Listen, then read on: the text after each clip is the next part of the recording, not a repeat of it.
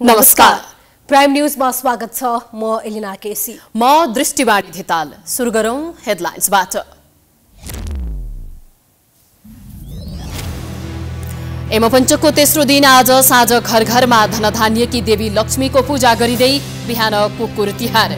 महाकवि देवकोटराज जयन्तीमा योगदानको स्मरण। तिहारका लागि बजारमा थरी थरीका मिठाई किन्नेहरूको चहल पहल। गत वर्षभन्दा बजार भाव वृद्धि, अत्याधिक रङ भएका मिठाई नखान खाद्य विज्ञहरूको सुझाव। बिना घोषणापत्र दलहरू प्रचार प्रसारमा, एजेन्डामा भन्दा अर्को दललाई गाली गलौजमै समय खर्च। भोट क्रस हुने डरले गठबन्धनको औचित्य पुष्टि गर्दै सत्तारूढ दल। सरकारी स्रोतको दुरुपयोगबारे निगरानी राख्न निर्वाचन आयोगले गरायो अख्तियारको ध्यानाकर्षण। गठबन्धनका शीर्ष नेताले हेलिकप्टर प्रयोगमा गरेको खर्चबारे चासो। रुकुम पश्चिमको झुल्नेटा डाँडामा युद्ध संग्रहालय निर्माणको काम अलपत्र। बजेट अभावका कारण निर्माण हुन नसकेको स्थानीय तहको भनाई।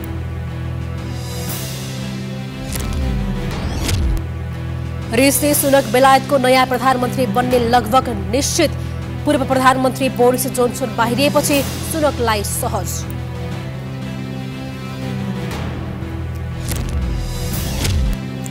र अस्ट्रेलियामा जारी 8औं संस्करणको टी20 विश्वकप क्रिकेटमा बंगलादेशको पहिलो जित।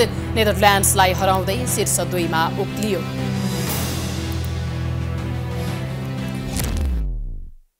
अब प्राइम न्यूज विस्तारमा। यमपञ्चक अर्थात् तिहारको तेस्रो दिन आज साँझ ऐश्वर्य, धनधान्य र सम्पन्नता देवी लक्ष्मीको पूजा आराधना गरी श्रद्धा भक्तिपूर्वक लक्ष्मी पूजा गरिँदैछ। सफा सुग्घर र लिपोत गरिएको घरमा लक्ष्मीले वास गर्छिन् भन्ने मान्यता छ। यसै आधारमा आज बिहानै घर सफा सुग्घर र गाईको गोबर एवं रातो माटोले लिपोत गरी दीपावली गरेर लक्ष्मीलाई आमन्त्रण गरिन्छ।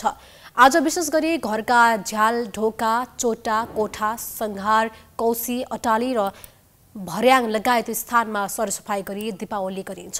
यस पर्वलाई दीपमालिका पनि भनिन्छ। लक्ष्मी पूजा गरिने कार्तिक कृष्ण औँसीको रातलाई सुखरात्रि पनि भनिन्छ। वर्षभर मनाइने 4 प्रमुख रात्रि मध्ये यो पनि एक हो। लक्ष्मी पूजाका लागि आज साँझ आँगनदेखि मूलढोका हुँदै लक्ष्मी स्थापना गरी पूजा गर्ने कोठासम्म गाईको गोबर र रातो माटोले लिपोत गरेर चामलको पिठो र अबिरले लक्ष्मीको पाइला बनाई लक्ष्मी आउने बाटो देखाइन्छ। पाइलै पछि केराको सुत्लो अथवा माटाको पालमा दीप प्रज्वलन गरी झिलिमिली बनाइन्छ।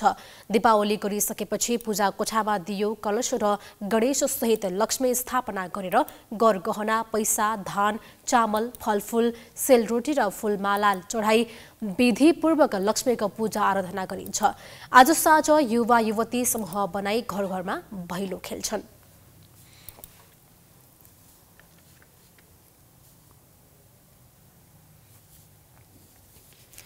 आज कार्तिक कृष्ण चतुर्दशी अर्थात् कुकुर तिहार। आज कुकुरको पूजा गरी खानेकुरा खुवाउने परम्परा छ। कुकुरलाई यमराजको दूत मानिएको छ। कार्तिक कृष्ण चतुर्दशीमा कुकुर पूजा गर्दा यमलोक जाँदा यमराजको द्वारपालका रूपमा रहेका श्याम र सबल नामका 2 कुकुरले बाटो छोडिदिने विश्वास गरिन्छ।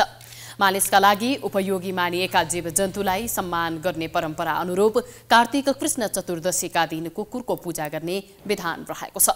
मालिकप्रति सधैँ वफादार रहने, खतरा आइपरे सङ्केत गराउने, शत्रुबाट जोगाउने जस्ता गुण कुकुरमा रहेका छन्। सुग्न सक्ने उच्च क्षमताका कारण सुरक्षा निकायले गम्भीर प्रकृतिका अनुसन्धानमा कुकुर प्रयोग गर्दै आएको छ। अपराधी पहिचान गर्नदेखि मानिसले गर्न नसक्ने जोखिमयुक्त कामका लागि पनि कुकुरकै प्रयोग हुँदै आएको छ। बहुगुणी भएका कारण कुकुरको पूजा गरिएको हो।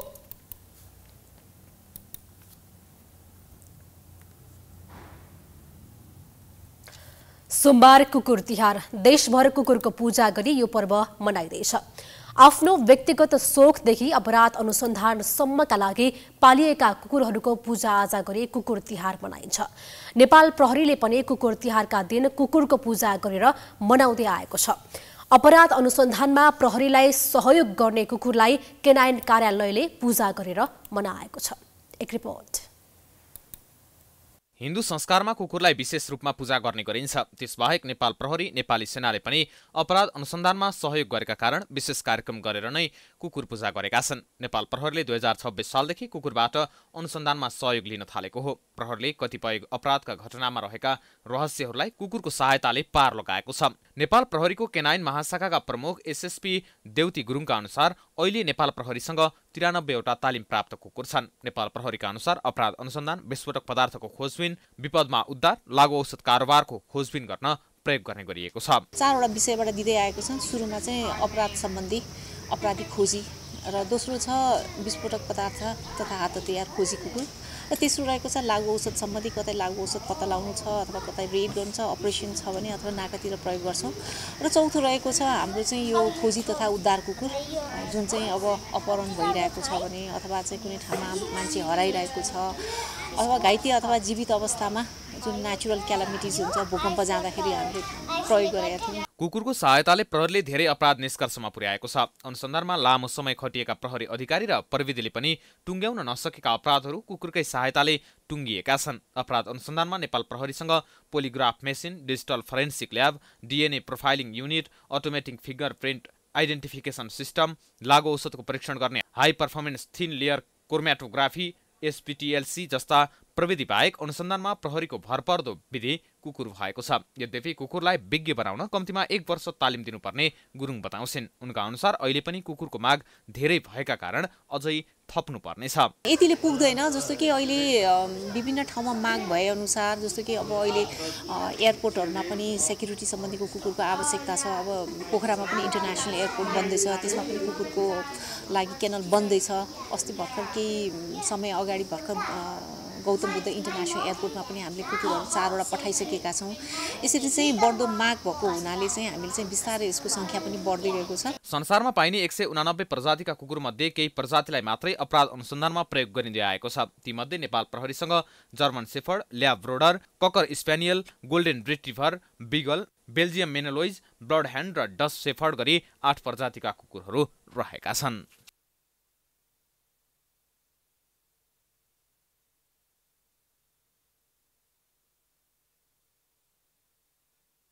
को 114औं जन्म जयन्ती आज स्वदेश र विदेशमा विभिन्न कार्यक्रमको आयोजना गरी मनाइँदैछ। महाकवि देवकोटाको जन्म विक्रम सम्वत 1966 मा कार्तिक कृष्ण औँसी अर्थात् लक्ष्मी पूजाका दिन काठमाडौँको दिल्ली बजारमा भएको थियो। 10 वर्षको उमेरमा कविता लेख्न सुरु गरेका देवकोटाका थुप्रै महाकाव्य, खण्डकाव्य, निबन्ध, कथा, नाटक, उपन्यास, गीत, समालोचना र फुटकर कविता प्रकाशित छन्। उनले नेपाली साहित्यलाई 100 भन्दा बढी कृति दिए। यी कृतिका माध्यमबाट देवकोटाले नेपाललाई अन्तर्राष्ट्रिय स्तरमा चिनाएका छन्।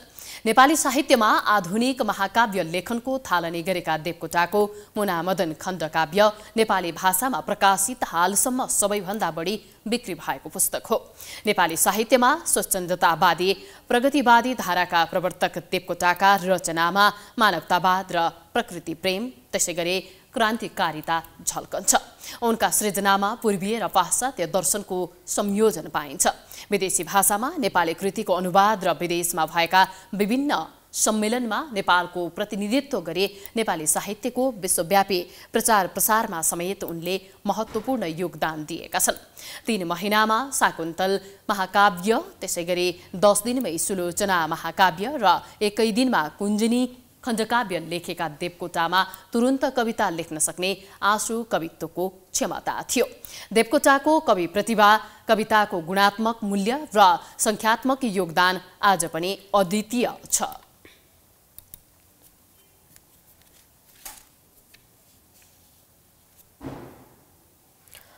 तिहारमा मिठाई किन्नेहरूको बजारमा चहल पहल बढेको छ। रङ प्रयोग गरिएका मिठाई स्वास्थ्यका लागि हानिकारक भएकाले सचेत हुन चिकित्सकहरूले सुझाव दिएका छन्। एक रिपोर्ट। तिहार लागेसँगै उपत्यकाका अधिकांश मिठाई पसलहरूमा भिड लाग्न थालेको छ। विशेष गरी तिहारको बेलामा मिठाईको व्यापार अन्य समयको तुलनामा बढी हुन्छ। सोमबार साँझ लक्ष्मी पूजाको दिनमा दीपावलीमा पूजाका लागि मात्र नभई उपहार स्वरूप मिठाई वितरण गर्ने चलन छ। पूजामा चढाउन होस् या खान वा पाउनका लागि दिन मिठाई सजिलो र मिठो हुने हुँदा यही परिकार प्रयोग गर्ने र किन्ने गर्छन् उपभोक्ता, जसले गर्दा पसलहरूमा मिठाई बनाउने र प्याकिङ गर्नका लागि भ्याइ नभ्याइ छ। व्यापार अलिक डाउन भयो जस्तो छ। मार्केटको स्थिति हेर्दा अब अनेक किसिमका रोगहरू आइरहेछन्। अहिले अब ग्राहकहरूसँग पनि आर्थिक कमजोरी हो कि जस्तो पनि छ होइन। त्यसले गर्दा पनि अलिक समस्या आएको छ व्यापारमा। जस्तै अब यो अनि विगतको तुलनामा गत वर्षको तुलनामा यो पल्टमा महँगी चाहिँ कतिको बढेको छ? अब हरेक चिजहरु महँगी त धेरै छ। बाहिर जस्तो बढेको छ हरेक मिठाईहरुको। मिठाई त हामीले त्यही 8-10% नै हो, तर बाहिरी मेटेरियल चाहिँ धेरै बढेको छ। 25-30% सम्म नै आइसकेको छ होइन। व्यापारमा भ्याइ नभ्याइ नै छ। आजदेखि हिजो त खासै भएन होइन, अनि आजदेखि चाहिँ भ्याइ नभ्याइ नै छ। गएको वर्षको तुलनामा यो वर्ष अझ राम्रो छ। अलि ठिकै छ। बजारमा पाइने मिठाई लामो समयसम्म नबिग्रियोस् भनेर तथा आकर्षक बनाउन अखाद्य केमिकल समेत प्रयोग गरिएको हुन्छ। यस्तो पदार्थ मानव स्वास्थ्यका लागि हानि पुर्याउने खालका हुन्छन्। पसलमा पाइने मिठाई घर घरमै समेत बनाउन सकिन्छ, तर पछिल्ला दिनमा मानिसहरू मिठाई बनाउन झन्झट मान्ने गरेका छन्। उनीहरू बजारमा राखिएका मिठाईमै आकर्षित देखिन्छन्, तर विगतका वर्षहरूको तुलनामा यस वर्ष अन्य सामग्री जस्तै मिठाईको मूल्य समेत 10 देखि 15% सम्म बढेको छ। महँगी त भन्नु पर्दैन, पुरा महँगो छ। पहिला त यो बाटोमा हिँडिसक्नु मान्छे हुँदैन थियो किनमेल गर्ने। अहिले त यस्तो सुनसान छ। यो लक्ष्मी पूजा आए जस्तो पनि भएको छैन क्या। महँगी त अति नै छ। फुलको दाम त झन् डबल टिबलै छ। अब अरू मिठाईहरू पनि भन्नुहुन्छ डबलै झनै लगभगै छ, बढेको छ। जे कुरो पनि महँगो छ। जे होस् 20%, 50%, 60% नै बढेको छ। महँगी त के कुरै गर्नु छ, आकाशसम्म छ नि महँगी त। पहिला जुन आधा किलोको हजुरको चाहिँ अब पहिला लिँदाखेरि 300-400 दिन्थ्यो, अहिले 750 रुपियाँ छ। महँगी त अब एकदमै छ। महँगी चाहिँ अब छुनै सक्दैन हजुर चाहिँ। महँगी त एकदम छ। महँगी नियन्त्रण हुन त धेरै गाह्रो छ नेपालमा होइन। हाम्रो यो धेरै कुराले गर्दा असर गरेको छ। अहिले अर्थतन्त्र धेरै राम्रो स्थितिमा चलेको छ, त्यो सबैलाई थाहा भएकै कुरा हो होइन। यस्तै नै हो। नेपाल त सुध्रिन धेरै टाइम लाग्छ, गाह्रो छ नेपालमा।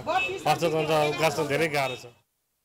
विशेष गरी तिहार लगायत मुख्य चाडपर्वलाई लक्षित गरी मिठाईका विभिन्न परिकारहरू बन्ने गर्छन्। यसरी बन्ने परिकारमा मानव स्वास्थ्यका लागि हानि हुने तत्त्व मिसावट हुँदै आएको छ। अर्कोतर्फ बाहिर झगिझगाउ बनाएर मिठाई बेच्ने गरे तापनि बनाउने भाडा र मिठाई बनाउने ठाउँको सरसफाइमा भने लापरवाही हुने गरेको पाइएको छ। सरकारले अनुगमन गर्ने गरे पनि देखावटीका लागि मात्रै काम गरे जस्तो देखिएको छ। त्यस्तै मिठाईमा बढी प्रयोग हुने अखाद्य रङबारे धेरै उपभोक्ता सचेत छैनन्। खुलेआम अखाद्य तथा लेबल नभएका सामग्री भित्रिएका छन्, तर सरकार तथा सरकारवाला निकाय मुखदर्शक छन्। यसलाई नियन्त्रण गर्न स्थानीय सरकारदेखि केन्द्र सरकार लाचार देखिएको छ। तिहारका अवसरमा उल्लासपूर्वक देउसी भैलो खेलिएको छ। देउसी भैलो खेलेर घरधनीलाई आशीर्वाद दिने गरिन्छ। तिहारको 5औं दिनसम्म नै विभिन्न मनोरञ्जनका साथ घर घरमा गएर देउसी भैलो खेले रमाइलो गरिन्छ। बलिराजाका पालादेखि नै समूह बनाएर देउसी भैलो खेल्ने चलन अझै पनि कायमै छ। तर पहिलेको तुलनामा भने हिजो आज देउसी भैलो खेल्ने र निस्कने समूहको कमै मात्रामा उपस्थिति भेटिन्छ। केही युवा समूह मिलेर परम्परा धान्न र सामाजिक कार्यका निम्ति देउसी भैलो खेल्ने गरेका छन्। उनीहरूले साँझ मात्रै नभएर दिउँसै पनि देउसी भैलो खेलेका छन्। देउसी भैलोको प्रसङ्गमा बलिराजाको कथा जोडिएर आउँछ। पौराणिक कथन अनुसार दानवराज बलिले 52 अवतार रूपी विष्णुले मागेको 3 पाइला जमिन मध्ये 2 पाइलामा सम्पूर्ण भूभाग ढाकिएकाले तेस्रो पाइलामा आफ्नो शिर दिएका थिए। त्यसबेला विष्णुले देउसी भने मागेकाले अपभ्रंश भई अहिले देउसीको गाथा चलेको संस्कृतिविदहरूको भनाइ छ। आफ्नो सर्वस्व हरण भई पाताल पुगेका बलिलाई विष्णुले वर्षको 3 दिन पृथ्वीमा तिम्रो अधिपत्य रहनेछ भन्ने वरदान दिएको सम्झना गर्दै मानिसहरूले देउसी र भैलो खेल्ने परम्परा चलिआएको कथन छ।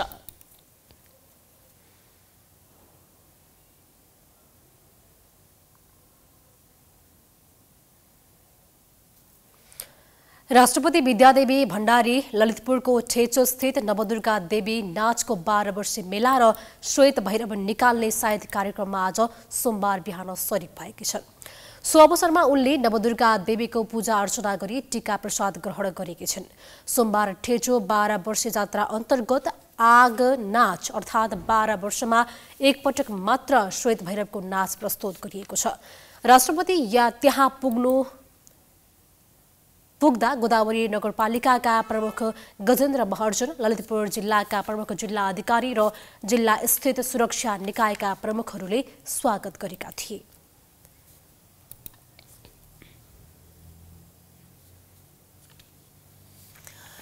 प्रधानमन्त्री शेरबहादुर देउवाले सरकारले प्रेस स्वतन्त्रतामाथि अंकुश लगाउने काम कहिल्यै नगर्ने बताएका छन्। नेपाल प्रेस युनियनले सोमबार तिहारको उपलक्ष्यमा आयोजित शुभकामना आदान प्रदान कार्यक्रममा कांग्रेस सभापति समेत रहेका देउवाले सरकार र पार्टी सधैँ पूर्ण प्रेस स्वतन्त्रताको पक्षमा रहेको बताएका छन्। प्रधानमन्त्री देउवाले आगामी निर्वाचनमा गठबन्धनलाई सहयोग हुने काम गर्न समेत निर्देशन दिए। देउवाले अहिलेको गठबन्धन रहरले नभई आवश्यकताले हुने बताए। अहिलेको निर्वाचन प्रणालीबाट चुनावमा कुनै पनि दलको बहुमत नआउने भएकाले आपसमा मिल्नुपर्ने बाध्यता भएको प्रधानमन्त्री देउवाको भनाइ थियो।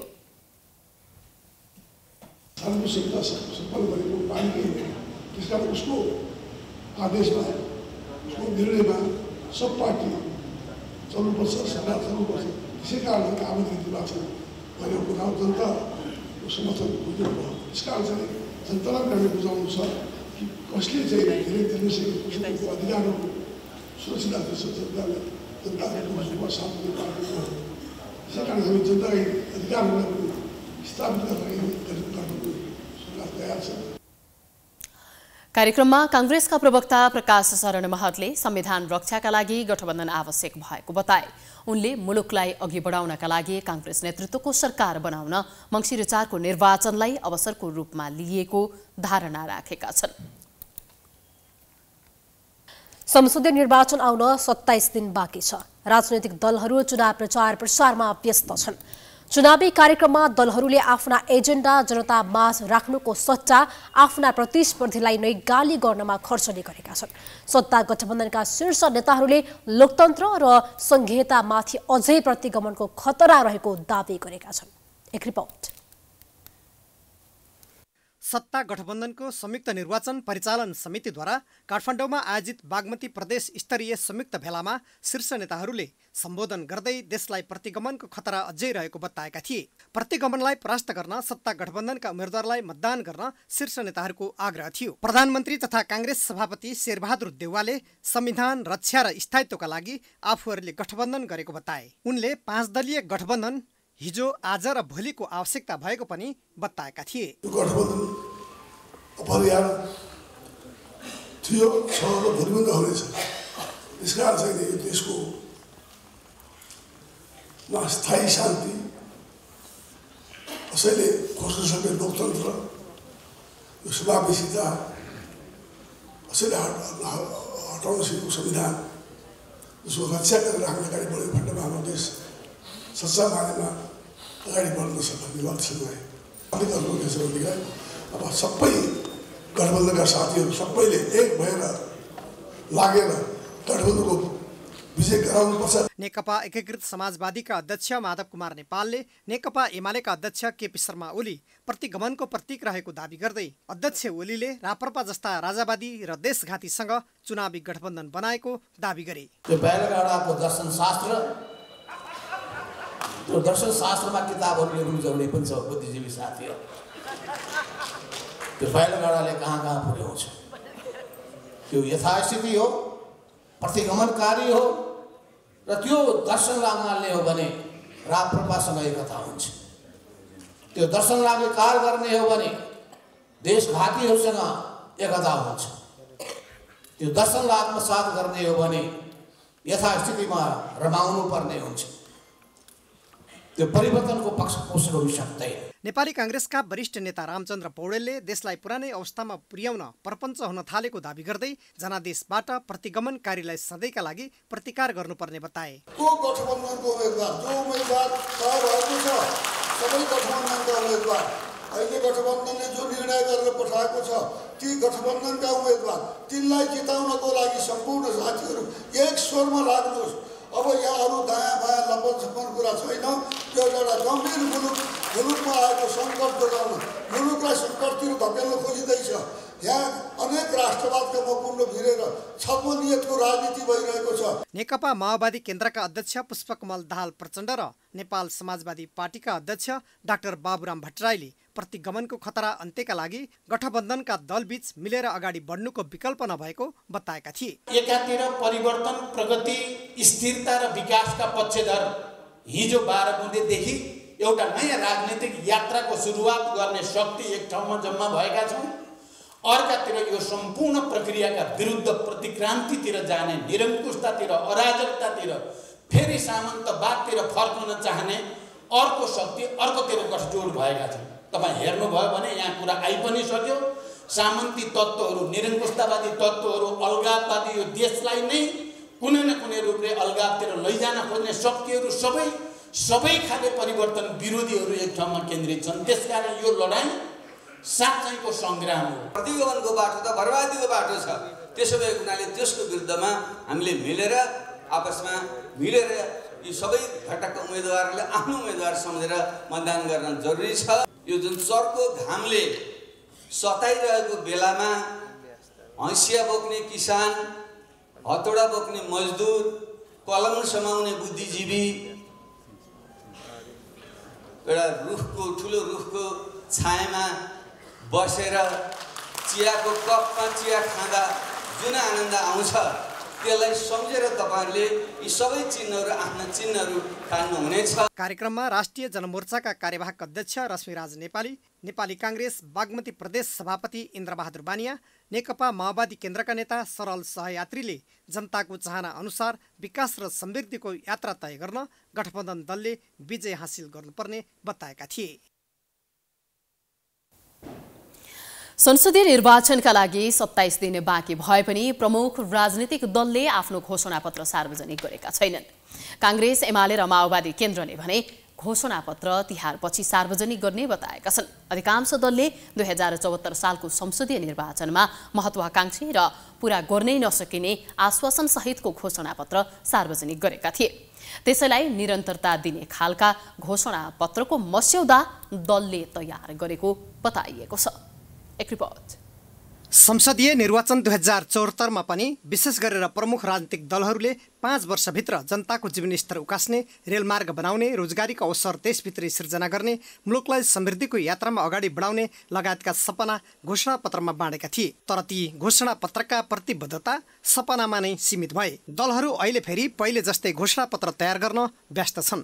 2074 सालको संसदीय निर्वाचनमा हालको एमाले र नेकपा माओवादी केन्द्र वाम गठबन्धन गरेर निर्वाचनमा भाग लिएका थिए। उनीहरूको घोषणापत्रमा 5 वर्षभित्र मुलुकलाई विकासशील राष्ट्रको रूपमा पुर्याउने, 3 वर्षभित्र उपत्यकामा विद्युतीय सवारी मात्र चलाउने, 5 वर्षमा चक्रपथमा रेल चलाउने, मुख्य सहरमा अत्याधुनिक यातायात सञ्चालन गर्ने, हुलाकी राजमार्ग 4 देखि 6 लेनको बनाउने लगायत धेरै महत्त्वकांक्षी घोषणापत्र सार्वजनिक गरेका थिए। नियमित काम बाहेक ती मध्ये एउटा पनि पूरा गर्न उनीहरूले सकेनन्। अहिले फेरि संसदीय निर्वाचनका लागि एमालेले विगतमा गरेका र भविष्यमा गर्ने कामलाई मध्यनजर राखेर घोषणापत्र तयार गरिसकेको र उपयुक्त समयमा सार्वजनिक गर्ने बताएको छ। संसदीय चुनावमा 4 वटा आधारमा जनतासित भोट माग्छौँ। एउटा नेतृत्व हेर्नुहोस्, अर्को चाहिँ एजेन्डा हेर्नुहोस्, अर्को गन्तव्य हेर्नुहोस्, अर्को चाहिँ उसको नीति हेर्नुहोस्। यतिको आधारमा भोट दिनुहोस् भन्छौँ। त्यो जम्मै व्याख्या गर्ने बताउने भनेको हाम्रो घोषणापत्र नै हो। एमालेले उपयुक्त समयमा घोषणापत्र ल्याउँछ। जतिखेर घोषणापत्र जनताले सुन्ने वातावरणमा त्यही बेला ल्याउँछ। अहिले छ भनेर त्यति फ्याँकेर नै हुँदैन। किनभने अहिले जम्मैलाई तिहार लागेको छ, मेरो घोषणापत्र सुन भन्दाखेरि मान्छेलाई त्यो रौनक हुँदैन। कुन बेला के बाजा बजाउने हो त्यो चाहिँ एमालेले जान्दछ। 3.5 वर्षमा नै तत्कालीन नेकपाका प्रचण्ड माधव नेपालसँग मिलेर ओलीलाई विस्थापित गरेर सत्ताको नेतृत्व गरिरहेको कांग्रेसले पनि आफ्नो घोषणापत्रमा भागबण्डाको राजनीति अन्त्य गर्ने, 5 खर्बको विदेशी लगानी भित्राउने, लाखौंले रोजगारी पाउने, भ्रष्टाचार अन्त्य गर्ने, सबै शहरमा विद्युतीय साधन सञ्चालन गर्ने, 15,000 मेगावाट बढी ऊर्जा उत्पादन गर्ने लगायत महत्त्वकांक्षी घोषणापत्र सार्वजनिक गरेको थियो। तर नियमित कामबाहेक एउटा पनि पूरा गर्न सकेको छैन। अहिले पनि कांग्रेसले राष्ट्रलाई सबल र समृद्धिको यात्रामा अगाडि बढाउने घोषणापत्र तयार गरेको छ। राष्ट्रिय एकता, सार्वभौमिकता र राष्ट्रलाई सबल र सक्षम बनाउने कुरा सबभन्दा पहिलो हुने नै भयो।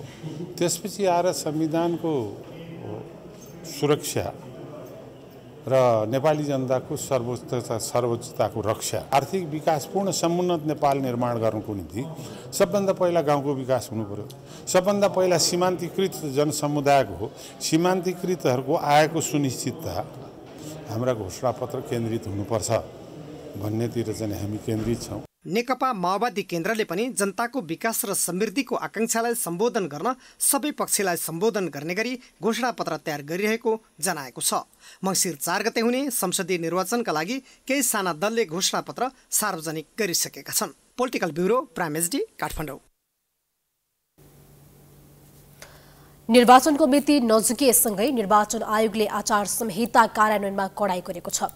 अहिलेसम्म 54वटा स्पष्टीकरण पत्र काटिसकेको आयोगले निर्वाचनमा शीर्ष नेताले गर्ने खर्च र सरकारी सम्पत्तिको दुरुपयोगको विषयमा निगरानी गर्न अख्तियार दुरुपयोग अनुसन्धान आयोगलाई नै पत्र लेखेको छ। एक रिपोर्ट। पछिल्लो केही दिन यता प्रधानमन्त्री शेरबहादुर देउवा लगायतका गठबन्धनका नेताहरू चुनावी प्रशिक्षणको नाममा देशका विभिन्न शहर पुगेर कार्यक्रम गरिरहेका छन्। ती कार्यक्रममा पुग्दा उनीहरूले नेपाली सेनाको हेलिकप्टर प्रयोग गरिरहेका छन्। सरकारी सम्पत्तिको दुरुपयोग गरेर हेलिकप्टर प्रयोग गरिएको सूचना पाएपछि निर्वाचन आयोगले यस विषयमा बुझ्न प्रधानमन्त्री तथा मन्त्री परिषदको कार्यालय र हरेक प्रदेशको मुख्यमन्त्री कार्यालयलाई पत्र काटेको छ। त्यसबाहेक प्रचार प्रसारका क्रममा सरकारी अधिकारीहरूले गर्ने हेलिकप्टर प्रयोग र अन्य खर्चको निगरानी गर्न आयोगले अख्तियार दुरुपयोग अनुसन्धान आयोगमा पनि पत्र पठाएको छ। सोमबार बसेको निर्वाचन आयोगका पदाधिकारीहरूको बैठकले राजनीतिक दलहरूबाट भएको सरकारी स्रोत साधन दुरुपयोगबारे आवश्यक निगरानी र अनुसन्धान गरिदिन भन्दै अख्तियारमा पत्र पठाउने निर्णय गरेको हो। सोही अनुसार नै आयोगले पत्र काटेको छ। सरकारी साधन स्रोतको दुरुपयोग गर्ने र सरकारी साधन स्रोतमा हेलिकप्टरको समेत प्रयोग भएको बुझिन आएकोले सो विषय निर्वाचन आचार संहिता प्रतिकूल हुने र त्यस्ता विषयमा अख्तियारको दुरुपयोग समेत भएको हुन सक्ने देखिएकोले सोका लागि आवश्यक निगरानी तथा अध्ययन गर्नको लागि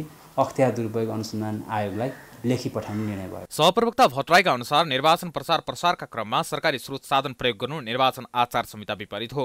त्यसबाहेक सरकारी सम्पत्तिको प्रयोग गरेर हेलिकप्टर प्रयोग गर्दा अख्तियारको दुरुपयोग भएको हो भने आवश्यक निगरानी तथा अनुसन्धान गरिदिन अख्तियार दुरुपयोग अनुसन्धान आयोगलाई अनुरोध गरिएको आयोगको भनाइ छ। गत असोज 31 गते राजपत्रमा प्रकाशित सूचनामा उम्मेद्वारहरूको खर्च सीमा समेत तोकिएको भन्दै निर्वाचन आयोगले प्रधानमन्त्री, विभिन्न राजनीतिक दलको उच्च नेतृत्वमा रहेका व्यक्ति तथा मन्त्रीहरू समेतले हेलिकप्टर सेवा प्रयोग गरेको विषयमा चासो देखाएको हो। त्यस्तै आयोगले निर्वाचन आचार संहिता जारी भएपछि राज्य कोषको रकम बेहोर्ने गरी कुनै प्रयोजनका लागि हेलिकप्टर सेवा उपयोग भएको छ भने त्यसको विवरण समेत दिन प्रधानमन्त्री तथा मन्त्री परिषद कार्यालयलाई निर्देशन दिएको छ। यस्तै आयोगले नेपाली कांग्रेसको तर्फबाट काठमाडौँ क्षेत्र नम्बर 4 का उम्मेद्वार गगन थापालाई पनि स्पष्टीकरण सोधेको छ। सामाजिक सञ्जाल मार्फत निर्वाचन आचार संहिता विपरीत मतदातालाई प्रभावित पार्ने काम गरेको भन्दै आयोगले आइतबार स्पष्टीकरण सोधेको हो। पक्कै पनि निर्वाचन आचार संहिता 2079 मा सामाजिक सञ्जालको प्रयोग गर्दा पालना गर्नुपर्ने आचरण पनि छन्। त्यसका साथै मतदातालाई कुनै किसिमको आर्थिक प्रलोभन देखाई मत माग्न नपाइने स्पष्ट व्यवस्था छ। सोही व्यवस्था अनुसार स्पष्टीकरण सोधिएको। निर्वाचन प्रचार प्रसारमा जाँदा राजनीतिक दलका नेताहरूलाई सरकारी स्रोत साधन प्रयोग गर्न रोक लगाइएको भन्दै निर्वाचन आयोगले त्यसबारे उनीहरूलाई पटक पटक ध्यानाकर्षण गराएको थियो। यति हुँदाहुँदै पनि सरकारी अधिकारीहरूले प्रचार प्रसारका क्रममा हेलिकप्टर लगायत सरकारी स्रोत साधन प्रयोग गरेको भन्दै त्यसलाई रोक्न आयोगले यस्तो निर्णय गरेको जनाएको छ। गत असोज महिनामा आएको अविरल वर्षाका कारण बाढीले प्रभावित बाँकेको जानकी गाउँपालिकाका पीडित परिवारलाई राहत वितरण गरिएको छ। जानकी गाउँपालिकाको कार्यपालिका वातावरण तथा विपद व्यवस्थापन शाखाले तिहारको समयमा पीडित परिवारलाई राहत वितरण गरेको हो। एक रिपोर्ट।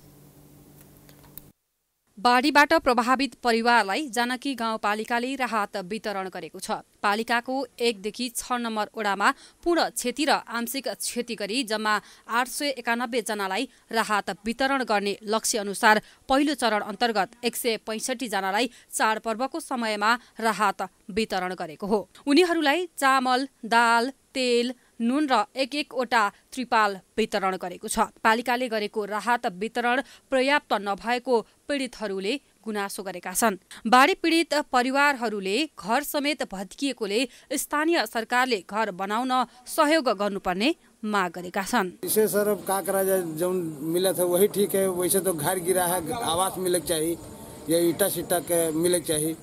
अब राशन तो घर में नहीं खराब हुआ है और इसे तो कहा हुई एक संतुष्टि जान जो दे रहे हैं वही ठीक है। घर गिर गया तो इससे कहाँ समस्या शांत होगी? तो कहाँ चाहते एक बार पानी बरसा तो एक बोरी चावल दिए नहीं है, अगले बार बरसे तो फिर एक बोरी चावल दें तो इसमें समस्या कहाँ हो पाई? तो क्या चाहता?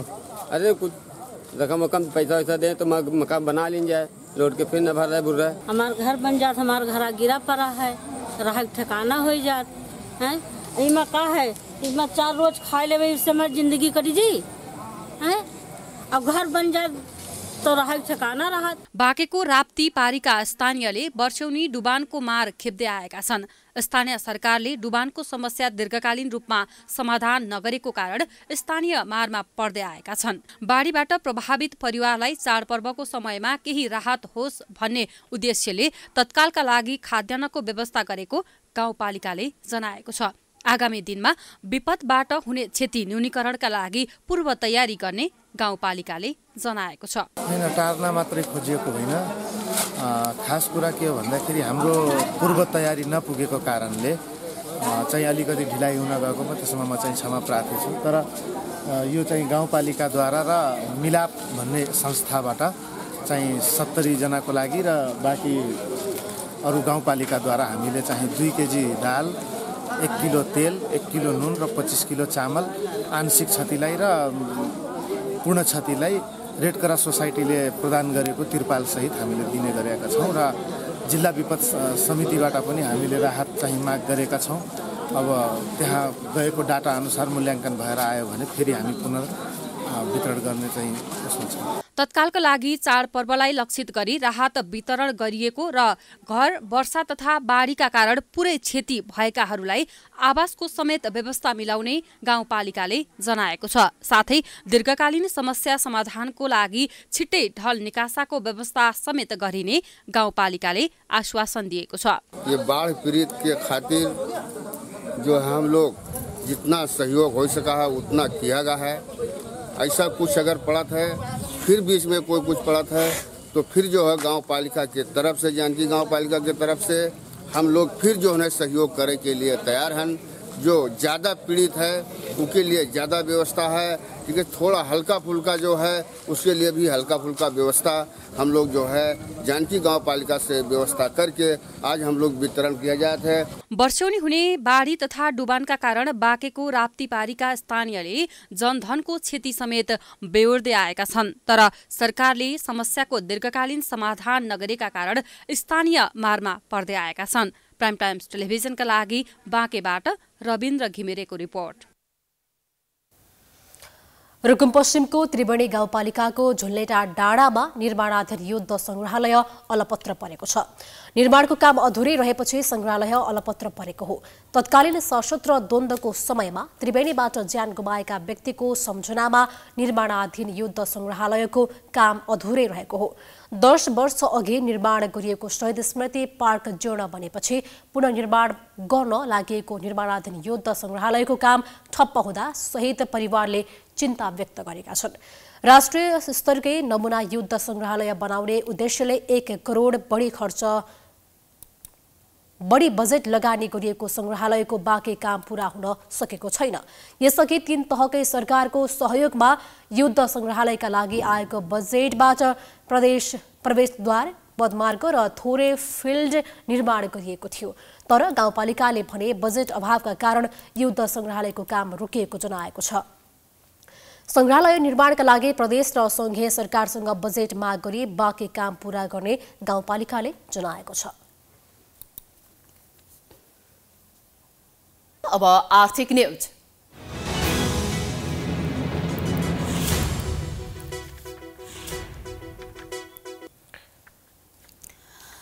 बजारमा पाउने प्लास्टिक तथा रेडिमेड भाँडाका कारण माटोको भाँडा विस्थापित हुँदै गएपछि माटोको भाँडा बनाउने व्यवसाय मारमा परेका छन्। तिहार लगायत चाडपर्वलाई लक्षित गरी कपिलवस्तुका कुमाले तथा माटो व्यवसायीहरूले माटोको भाँडा निर्माण गरी बिक्री गर्दै आएका थिए। तर वर्षेनी माटोको भाँडाको प्रयोग घट्दै गएपछि माटो व्यवसायी मारमा पर्दै गएका छन्। तिहारका लागि निर्माण गरेका भाँडाहरू यस वर्ष 20% पनि बिक्री नभएको माटो का भाड़ा व्यापारी को पहले बिका तुका रहा, अब नहीं बिका तुका से बहुत संकट है, परेशानी है, बाल बच्चों की कैसे कमाई नहीं है। स्थानीयले निर्माण गरेका माटोको सामग्री बिक्री नभएपछि घर खर्च चलाउन समेत समस्या हुने भन्दै माटो व्यवसायीले गुनासो गरेका छन्। जब से प्लास्टिक के सामान चले गए तब से जो है हमन को कुछ नहीं बिकाता है। हर साल बनावा जाता, हर साल करा जाता, कुछ बिक्री नहीं हुआ था, सरकार कुछ ध्यान नहीं दिया था जो है। और हर साल फोटो हमरे पठाई तन बोल कहिए और कोनो ध्यान नहीं करा था। नयाँ प्रविधिको विकाससँगै पुराना सामग्री तथा संस्कृति समेत हराउँदै गएको प्रति उनीहरूको चिन्ता छ।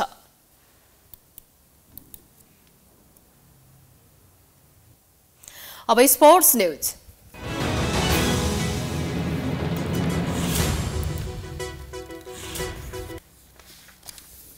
अस्ट्रेलियामा जारी 8औं संस्करणको T20 विश्वकप क्रिकेटमा बंगलादेशले पहिलो जित हात पारेको छ। सोमबार भएको खेलमा नेदरल्यान्डलाई 9 रनले पराजित गर्दै सुपर 12 को पहिलो खेलमा बंगलादेश विजयी भएको हो। बंगलादेशले दिएको 145 रनको लक्ष्य पछ्याएको नेदरल्यान्ड्सले अन्तिम बल अल आउट हुँदै 135 रन मात्र बनाउन सक्यो। नेदरल्यान्ड्सका लागि कोलिन एक्रिनमानले 48 बलमा 62 रन बनाए। बंगलादेशका तस्किन अहमदले 4 ओभरमा 25 रन दिएर 4 विकेट लिए। पहिले ब्याटिङ गरेको बंगलादेशले 20 ओभरमा 8 विकेट गुमाएर 144 रन बनाएको थियो। बंगलादेशका लागि अफिफ हुसैनले 38 रन बनाएका थिए। सुपर 12 मा बंगलादेशको यो ऐतिहासिक पहिलो जित हो। जितसँगै बंगलादेश एक खेलमा 2 अङ्कका साथ समूह 2 को शीर्ष स्थानमा उक्लिएको छ। पराजित नेदरल्यान्ड्स भने एक खेलमा अङ्कविहीन रहँदै चौथो स्थानमा रहेको छ। यसैबीच सुपर 12 का चरण अन्तर्गत दक्षिण अफ्रिका र जिम्बाब्वे बीचको खेल वर्षाका कारण रद्द भएको छ। दक्षिण अफ्रिका जित नजिक पुगेको अवस्थामा वर्षा बाधक भन्दा दुवै टोली अङ्क बाँड्न बाध्य भएका हुन्।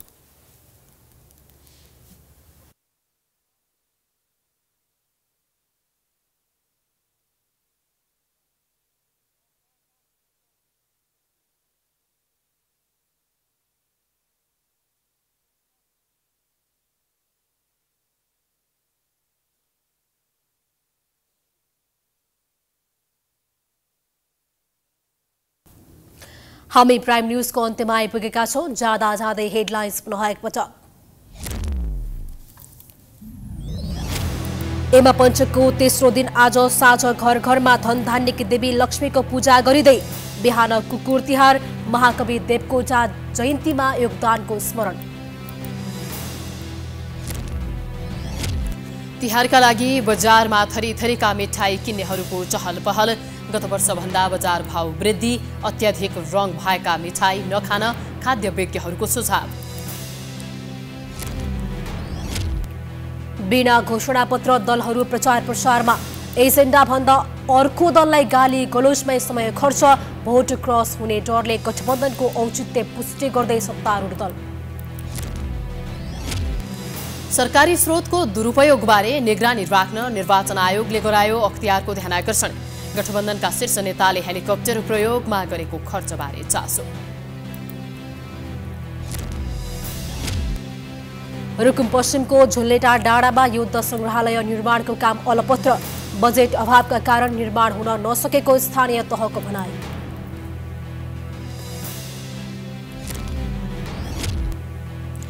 ऋषि सुनक बेलायतको नयाँ प्रधानमन्त्री बन्ने लगभग निश्चित। पूर्व प्रधानमन्त्री बोरिस जोन्सन बाहिरिएपछि सुनकलाई सहज।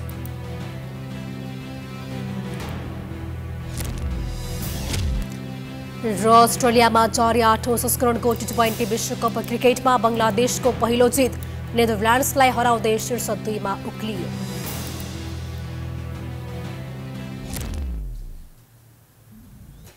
प्राइम न्यूज अहिलेलाई सकियो। यसपछिको प्रस्तुति कार्यक्रम जनता जान्न चाहन्छन् ऋषि धवलाको साथमा।